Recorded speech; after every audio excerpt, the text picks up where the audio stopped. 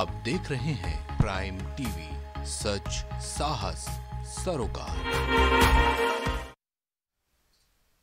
नमस्कार, मैं हूं गौरव श्रीवास्तव। आप मेरे साथ देख रहे हैं बात अपने देश की। तो आज बात अपने देश की जो चर्चा का मुद्दा है वो है योगी मॉडल सब पर भारी। भाई भारी इसलिए कहना जरूरी है क्योंकि 37 साल पुराने मिथक को तोड़कर योगी आदित्यनाथ दोबारा मुख्यमंत्री बनने जा रहे हैं।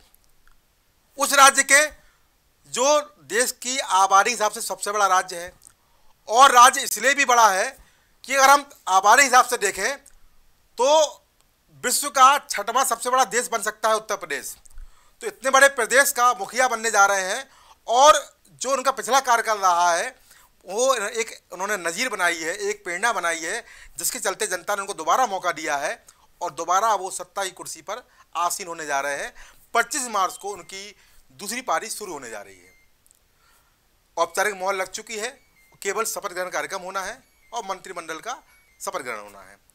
पर कहीं ना कहीं हम यहाँ पर ये देख रहे हैं कि जिस तरह से योगी आदित्यनाथ ने अपना कार्यकाल निभाया है, तमाम चुनौतियाँ रहीं, तमाम कठिनाइयाँ रहीं, हिंदूवादी छवि रही, उसके बावजूद एक बेहतर नेता की तरह राजधर्म निभाते हुए उन्होंने प्रदेश के सभी नागरिक को बराबर प्रेम दिया, अपनापन दिया, और जो योजनाएं थी वो उनका बेहतर तरीके से क्रियान्वयन किया, जिसका नतीजा ये रहा कि 2022 के चुनाव थे तो सारे कयासों को दरकिनार करते हुए उत्तर प्रदेश भारतीय जनता पार्टी की सरकार दोबारा बनने जा रही है। देखें मेरी रिपोर्ट।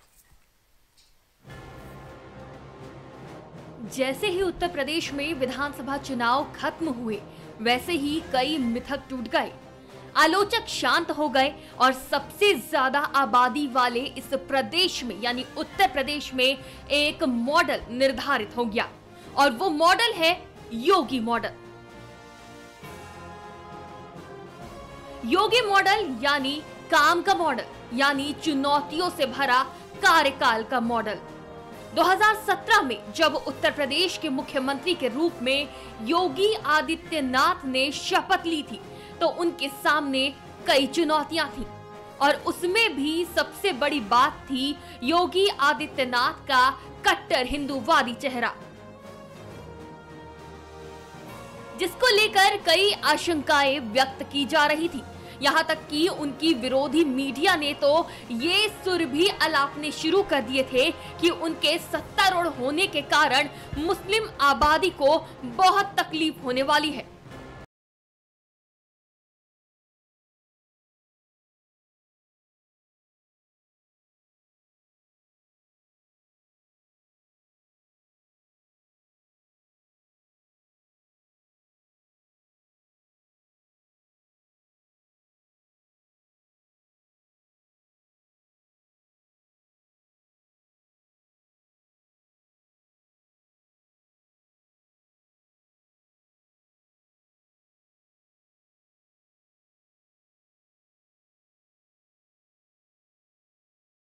रहा कि प्रदेश में उनके कार्यकाल के दौरान एक भी सांप्रदायिक हिंसा नहीं हुई, और इसका सीधा श्रेय उत्तर प्रदेश के मुख्यमंत्री योगी आदित्यनाथ को गया।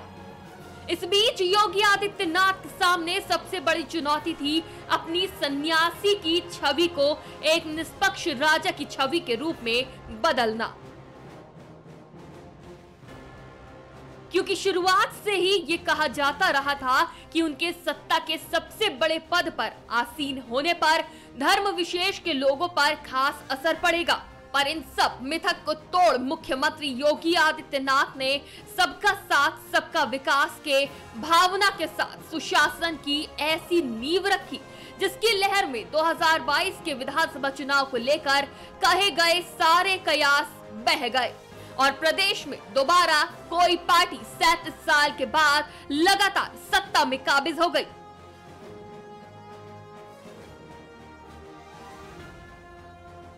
उनके कार्यकाल की क्या कहें, ये वही योगी आदित्यनाथ हैं जिन्होंने आबादी के लिहाज से उत्तर प्रदेश, जिसे हम विश्व का 6वां सबसे बड़ा देश भी कह सकते हैं, वहां कोरोना जैसी महामारी के बीच अपने नागरिकों को भी बचाया, राशन दिया, योजनाएं चलाई, और खुद संक्रमित होने के बावजूद कोरोना महामारी में एक रण योद्धा की तरह काम किया।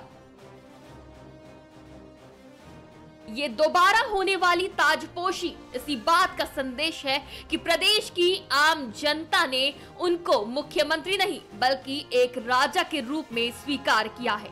उनको दोबारा मौका दिया कि वो विकास और सुशासन की नई मिसाल पेश कर सके।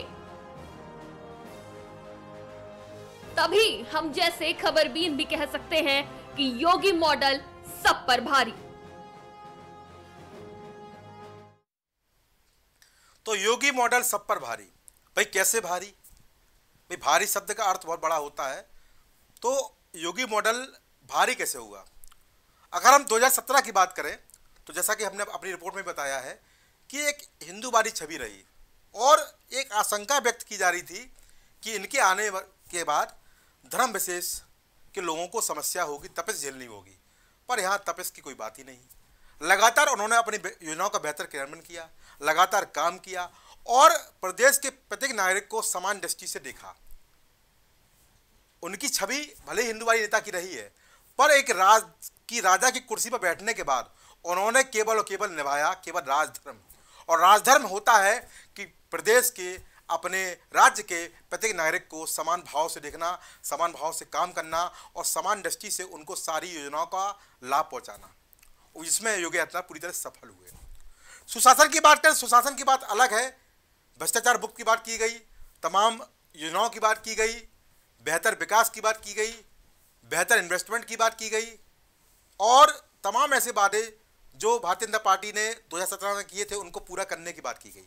और अगर हम सुशासन की बात करें तो लगभग ऐसे कई मामले थे, कई ऐसे वादे थे जिनको पूरा करने का प्रयास किया, पूरे किए गए।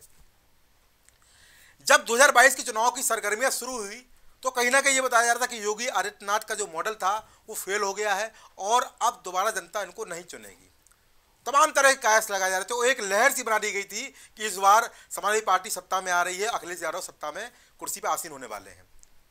पर जो मैंने आपको बताया कि सुशासन और विकास की और एक रणयोद्धा के रूप में जो नींव उन्होंने रखी थी वो उसकी लहर की बात थी कि उसकी लहर में सारे कयास दरकिनार होते बहते चले गए।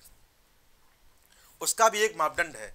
मापदंड इसलिए क्योंकि अगर हम कार्यकाल की बात करें, जैसे ही 17 में कार्यकाल संभाला था तो तमाम उनके सामने चुनौतियां थीं और साथ ही चुनौतियां थी 2019 के चुनाव की, क्योंकि 2019 में चुनाव होने वाले थे और सरकार को काम भी करना था और साथ ही साथ उनकी पार्टी में उनकी भूमिका है उसके तहत 2019 के चुनाव की तैयारियां भी करनी थी। डबल चुनौती थी। और जब 2019 के चुनाव की चुनौती को पार किया है उसके बाद तत्काल बाद कोरोना की महामारी शुरू हो गई। और ऐसी महामारी जिसका आंखों देखा हाल सबको पता है, ऐसा कोई इंसान नहीं है, ऐसा कोई नागरिक नहीं है जिसको ना पता हो कि कोरोना महामारी की विभीषिका क्या है। बड़े बड़े देश जिनके स्वास्थ्य सेवाएं बहुत उन्नत स्तर की हैं, बहुत तकनीकी स्तर की हैं, उनकी सारी स्वास्थ्य सेवाएं फेल हो गई और बड़ी संख्या में वहाँ पर लोग इस बीमारी के कारण मारे गए। पर इस बीमारी में भी लगातार योगी आदित्यनाथ काम करते रहे और खुद संक्रमित होने के बावजूद टीम 11 बनाई, टीम 9 बनाई और लोगों को बेहतर तरीके से इलाज मुहैया कराया। मैं मानता हूं कि तमाम जगह लोगों की जान भी गई, पर इतने बड़े प्रदेश में जहां की अगर आबादी के हिसाब से हम बात करें तो आबादी देश के सबसे बड़े राज्य के रूप में और विश्व के 6वें सबसे देश के रूप में मान सकते हैं उसकी आबादी को, क्योंकि प्रदेश का जो आबादी है, प्रदेश की जो आबादी है वो ज़्यादा है और यहाँ पर एक स्वास्थ्य सेवाओं में कहीं ना कहीं कमी हो जाती है। और जब बड़े बड़े देश जहाँ पर बेहतर स्वास्थ्य व्यवस्था है, तकनीकी स्तर पर स्वास्थ्य व्यवस्था है, जब वहाँ पर इस महामारी का रौद्र रूप रहा और भयानक नरसंहार वहाँ पर हुआ, बड़ी संख्या में लोग मारे गए, तो उससे हम तुलना करें तो उत्तर प्रदेश में ये महामारी ने उतना प्रभाव नहीं डाल पाया जितना कि उम्मीद की जा रही थी कि उत्तर प्रदेश में ये महामारी बड़ा प्रभाव डालेगी और बड़ी संख्या में लोगों की जान जाएगी। चाहे वैक्सीनेशन की बात करें, चाहे स्वास्थ्य सेवाओं की बात करें और चाहे योजनाओं की बात करें, लगातार सरकार का कहना था कि किसी भी इंसान को भूखा नहीं रहना जाएगा, प्रदेश का कोई नागरिक भूखा नहीं रहेगा। और ये पूरी तरह से जो खाद्यान्न योजना थी वो पूरी तरह से लागू की गई और सभी गरीबों को और जो निम्न आय वर्ग थे, अल्प आय वर्ग हों या मध्यम आय वर्ग हों, सभी को समान रूप से राशन कार्ड पे राशन दिया गया और जो उनकी जीविका के साधन थे उसको बचाए रखने गया। और साथ ही साथ लॉकडाउन और नाइट कर्फ्यू जैसी तमाम व्यवस्थाओं को चलते एक प्रकार से जीविका भी चलती रही और साथ ही साथ लोगों की जान बचाने का काम भी उत्तर प्रदेश के मुख्यमंत्री योगी आदित्यनाथ ने किया। उसी काम के कारण हम कहते हैं योगी मॉडल सब पर भारी। लोग कहते हैं कि हाँ, मुख्यमंत्री के रूप में छवि बनाई, मुख्यमंत्री है, उनका एक कद है, पर यहाँ पर मुख्यमंत्री के पहले वो एक राजा है और राजा की तरह राजधन जमाना बहुत आवश्यक है। अगर उत्तर प्रदेश की बात करें तो यहाँ पर सांप्रदायिक हिंसा का बहुत बड़ा इतिहास रहा है। कलंकित रही है उत्तर प्रदेश की राजनीति। उत्तर प्रदेश कलंकित रहा है सांप्रदायिक हिंसा के मामले में, पर हम देख रहे हैं कि इनके कार्यकाल में कोई भी सांप्रदायिक हिंसा नहीं हुई। ये इनका सुशासन है, ये इनका कानून व्यवस्था है। अमूमन मामले होते हैं, बड़ा राज्य है, बड़ी आबादी है, तो आपराधिक घटनाएं होती रहती हैं, पर अगर बड़ी आपराधिक घटनाओं की बात करें या सांप्रदायिक हिंसाओं की बात करें तो ऐसा कोई मामला उत्तर प्रदेश में इनके कार्यकाल में नहीं हुआ। इसलिए इनको सुशासन की, बेहतर सुशासन की बात कहना कतई गलत नहीं साबित होगा। क्योंकि अगर आपको कार्यकाल की बात करें, मैंने आपको बताया कि पहले अगर 1 साल की बात करें तो चुनौतियां रही, विस्तार रहा, मंत्रिमंडल विस्तार रहा, योजना के क्रियान्वयन की जिम्मेदारी रही। उसके बाद 2019 का चुनाव आया और उसके बाद 19 के बाद लगातार हम देख रहे हैं कोरोना महामारी चलती रही है।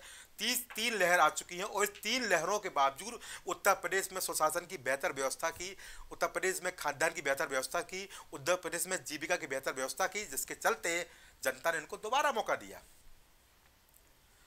अगर हम उत्तर प्रदेश की जनता की बात करें तो जनता का अपना एक हिसाब किताब है, जनता की अपनी सोच है। जनता का कहा जाता है कि उत्तर प्रदेश की जनता का जो चुनाव का मूड होता है वो हृदय से निकलता है और उंगली पे जाता है, यानी ईवीएम पे दबाता है।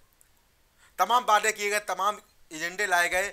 हमने भी देखा कि जिस तरह से हमारी पार्टी की बात करें, हमारी पार्टी मुफ्त की राजनीति करने आई थी और उन्होंने कहा कि हम 300 यूनिट बिजली फ्री देंगे, शिक्षा फ्री देंगे, तमाम ऐसे वादे किए गए, मुफ्त की बात राजनीति की बात की गई। उसके बाद अगर उत्तर प्रदेश में समाजवादी पार्टी की बात की तो उन्होंने उसी पटकथा पर चलते हुए कहा कि हम भी मुफ्त यूनिट बिजली देंगे, हम भी पेंशन बढ़ाएंगे, और जो पेंशन कम थी उसको बढ़ा दिया गया, और तमाम तरह की ऐसी योजनाएं थी जो उन्होंने कहा।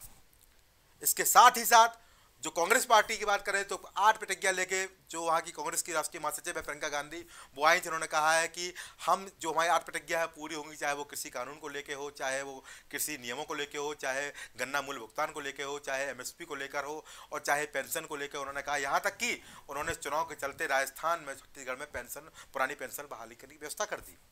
पर जनता ने अपना फैसला सुनाया और मुख्यमंत्री योगी आदित्यनाथ को कुर्सी पर बैठाने जा रही है। क्यों? जनता ने क्यों मुफ्त की राजनीति को दरकिनार करते हुए उत्तर प्रदेश में भारतीय जनता पार्टी को दोबारा सरकार बनाने का मौका दिया? 37 साल पुराने मिथक, यानी लगभग 37 साल पुराने मिथक को तोड़ते हुए उत्तर प्रदेश के मुख्यमंत्री योगी आदित्यनाथ लगातार दूसरी पारी की शुरुआत करने जा रहे हैं 25 मार्च को, जिसमें तमाम बड़े बड़े नेता और तमाम प्रसिद्ध लोग शामिल होंगे। तो कहीं ना कहीं अगर ऐसा घटित होने वाला उत्तर प्रदेश में, तो इसमें सिर्फ एक ही इंसान को श्रेय जाएगा, वो जाएगा योगी को, जो कि उत्तर प्रदेश के मुख्यमंत्री है। और इन्होंने मुख्यमंत्री के रूप में जो राजधर्म निभाया है, जो काम किए हैं, जो मॉडल प्रस्तुत किया है, उसकी कोई तुलना नहीं की जाती। उसी मॉडल की, उसी व्यवस्था की ये पुनरावृत्ति हो रही है और इसी मॉडल व्यवस्था के चलते ही जनता ने इनको दोबारा मौका दिया है। उनका कहना था जो सुशासन की नींव, जो बेहतर विकास की नींव, जो सबका साथ सबके विकास की जो व्यवस्था पर इन्होंने काम किया है, उसका ही परिणाम है कि हम दोबारा योगी आदित्यनाथ को सत्ता की सबसे बड़ी कुर्सी पर आसीन करने जा रहे हैं। लोग कहते रहे कि इनकी छवि अलग है और इनके आने से मीडिया में भी एक तमाम तरह के दाग लापने शुरू हो गए थे कि इनकी छवि अलग है और इनके आते ही तमाम तरह की व्यवस्था ऐसी होगी जिससे कि जो धर्म विशेष के लोग हैं उनको दिक्कतें होंगी। पर यहाँ पर कितनी योजनाएं ऐसी रही जिनमें किसी भी नागरिक को लेकर कोई समझौता नहीं किया गया और सभी लोगों को समान रूप से सारी योजनाओं का लाभ पहुँचाया गया। चाहे आवास की बात कर लें, चाहे इज्जत घर की बात कर लें, चाहे खाद्यान्न की बात कर लें, चाहे पेंशन की बात कर लें, चाहे मुफ्त कोचिंग की व्यवस्था की बात कर लें, चाहे बालिका विवाह की बात कर लें, जो भी व्यवस्थाएं रहीं, जो भी सरकारी योजनाएं रहीं, उन सबको मुहैया कराया। किसी के साथ भी भेदभाव यहाँ पर नहीं किया गया। मुख्यमंत्री योगी आदित्यनाथ ने एक राजा की तरह राजधर्म निभाया और उसी राजधर्म निभाने के कारण ही उनका मॉडल योगी मॉडल कहला रहा है और ये मॉडल सब पर भारी नजर आ रहा है। हालांकि इस चुनाव में समाजवादी पार्टी को 111 सीटें मिली, गठबंधन मिला के 125 सीटें उनको मिली है। मजबूत विपक्ष के रूप में जनता ने उनको मौका दिया है, पर कहीं ना कहीं एक टीस उनके मन में भी होगी कि कुर्सी से पीछे रह गए। कारण क्या रहा? जनता ने क्यों मौका नहीं दिया? बातें हैं, आरोप है ईवीएम को लेके भी, तमाम व्यवस्थाओं को लेके भी। पर ये आरोप प्रत्यारोप के दौर तो चुनाव के समय आते रहते हैं और चुनाव के बाद खत्म हो जाते हैं। जहां सरकार बन जाती है वहां आरोप नहीं होते, जहां सरकार नहीं बनती वहां आरोप प्रत्यारोप का दौर जारी होता है। पर यहाँ पर एक जो बात हमारी पार्टी के पक्ष में जरूर आई है कि उनको सीट इतनी मिली है, पिछले तुलना के मुताबिक जो 2017 में उनको 47 सीटें मिली थी, इस बार उनको 125 सीटें मिली उनके गठबंधन को, जो कि एक उनके लिए लाभ की बात है। क्योंकि शुरू से कहा जा रहा था कि ये चुनाव समाजवादी पार्टी गठबंधन और भाजपा गठबंधन के बीच में है, और वैसा हुआ भी। परिणाम हमने सामने देखे। कांग्रेस को 2 सीटें, बसपा को कोई सीटें नहीं मिली, हमारे पार्टी को कोई सीटें नहीं मिली। असदुद्दीन ओवैसी भी अपनी पार्टी लेकर आए थे, 100 सीटें चुनाव लड़े, उनको भी कोई सीटें नहीं मिली। तो एक खास संकेत है कि भविष्य में भी जो उत्तर प्रदेश का चुनाव है ये मुख्यतः 1 या 2 पार्टी के बीच में रहेगा। जो पार्टी विपक्ष की भूमिका निभाएगी उसके बीच में, और जो पार्टी सत्ता पक्ष की है उसके बीच में। अब लोगों का ये कहना था कि अखिलेश यादव ने तमाम योजनाएं चलाई, अखिलेश यादव ने तमाम काम किए, उनके भी काम को गिनाए गए, पर ऐसे कौन से काम थे जिन पर योगी मॉडल उन पर भारी पड़ गया? तो मैं आपको बताया है कि एक रण योद्धा की तरह उन्होंने काम किया, एक बेहतर राजा की तरह उन्होंने काम किया, एक राजधर्म की भावना से उन्होंने काम किया, एक बेहतर सुशासन की तरह उन्होंने काम किया। और यह सुशासन की परिकल्पना ही थी जिसके चलते उन्होंने बेहतर क्रियान्वयन किया और उसका उनको लाभ मिला। और मैंने आपको बताया सारे कयासों को दरकिनार करते हुए उत्तर प्रदेश दोबारा सरकार बनाने जा रहे हैं। पर सरकार के बड़े मायने हैं, क्योंकि अभी हाल में सरकार बनाएंगे और इसके बाद उनके लिए बड़ी चुनौती यह है कि 2024 का लोकसभा चुनाव आने वाला है। और कहा जाता है कि केंद्र की सत्ता की चाबी कहीं ना कहीं उत्तर प्रदेश के रास्ते ही होकर जाती है।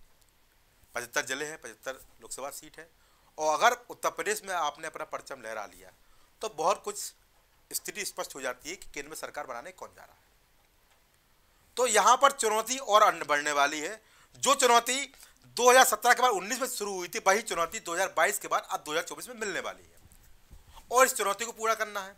और साथ ही साथ यह आशंका भी लगाई जा रही है, जैसा कि हमने सुन रहे हैं तमाम माध्यम से, कि कोरोना की चौथी लहर भी आने वाली है। तो स्थिति फिर वही होने वाली है, और आपको सुशासन और रणयोद्धा का वो कौशल फिर दोबारा भी दिखाना पड़ सकता है, क्योंकि स्थिति फिर वही होने जा रही है कि अगर लहर आएगी तो आपको फिर एक बेहतर सुशासन की आपको एक आधारशिला रखनी पड़ेगी, आपको फिर टीम बनाना पड़ेगा। पर यहां पर अपने नागरिकों को बचाने के लिए प्रयास में, चाहे वैक्सीनेशन की बात हो, चाहे आइसोलेशन की बात हो, चाहे खाद्यान्न की बात हो, चाहे जीविका की बात हो, तमाम ऐसे आधार रहे, तमाम ऐसे स्थान रहे जिस पर योगी आदित्यनाथ ने पूरी तरह काम किया और वो सफल हुए, और जिसका परिणाम उनको मिला कि जनता उनको दोबारा कुर्सी पर आसीन करने जा रही है। योगी आदित्यनाथ, जिसकी अब तक पहचान हम बता रहे हैं, एक हिंदूवादी नेता के रूप में थी, एक सांसद के रूप में थी, और एक बड़े मठ यानी गोरखनाथ मठ के पीठेश्वर के रूप में थी। पर इन सभी रूपों से अलग हटकर जब 2017 में वो मुख्यमंत्री की कुर्सी पर आसीन हुए थे तो उनकी छवि केवल एक रूप में थी, वो थी राजा। और राजा का सबसे बड़ा धर्म होता है वो राजधर्म, और उन्होंने अपने राजधर्म को पूरी तरह निभाया है, उसके साथ पूरी तरह न्याय किया है, जिसका परिणाम भी उनको मिला है, जिसका लाभ भी उनको मिलने जा रहा है। तो अगर हम योगी मॉडल की बात करें, योगी मॉडल के तमाम आधार हैं, चाहे सुशासन की बात करें, चाहे भ्रष्टाचार मुक्त प्रदेश की बात करें, चाहे आबादी की बात करें, चाहे योजनाओं के बेहतर क्रियान्वयन की बात करें, चाहे जनता को समान भाव से देखने की बात करें, चाहे विकास की बात करें, चाहे निवेश की बात करें, चाहे कानून व्यवस्था की बात करें, और चाहे कोरोना महामारी में एक संक्रमित होने के बावजूद एक रण योद्धा की तरह काम करने की बात करें, ये सारे योगी मॉडल के आधार हैं। और इसी आधार पर आगे बढ़ते हुए उत्तर प्रदेश की जनता ने उनको दोबारा मौका दिया है। वो जनता जो हमेशा अपना लाभ देखती है, वो जनता जो जनार्दन होती है, वो जनता जिसने तमाम मुफ्त की राजनीति को दरकिनार करते हुए उत्तर प्रदेश में भारतीय जनता पार्टी की सरकार बनाकर एक 37 साल पुराने मिथक को तोड़ने का काम किया है। तो निश्चित रूप से अगर हम बात करें सुशासन की, मॉडल की, तो योगी मॉडल सब पर भारी है, और भारी जो हुआ है उसका आधार भी मैंने आपको बताया है। और साथ ही साथ अब उनके लिए चुनौतियां और बड़ी है, कि चुनौतियां इसलिए बड़ी हैं कि अगर 2024 का चुनाव भी है, और साथ ही साथ उनको वही राजधर्म दोबारा निभाना है, उसी राजधर्म के साथ दोबारा योजना क्रियान्वयन करना है, उसी राजधर्म के साथ जो उन्होंने जनता से वादे किए हैं।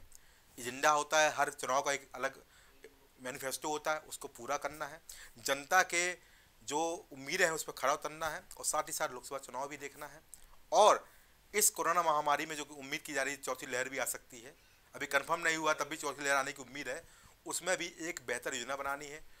अब वो टीम लाइन के साथ बनाते, टीम लाइन के साथ बनाते, वो वक्त बताएगा। पर एक बात साफ है कि उन्होंने जो काम किए थे, जो उनका अपनापन था, जो उनका राजधर्म था, जो राजा की तरह उन्होंने काम किया था, और जो मॉडल प्रदेश की जनता के सामने प्रस्तुत किया था, उस मॉडल पर वो खरे उतरे हैं।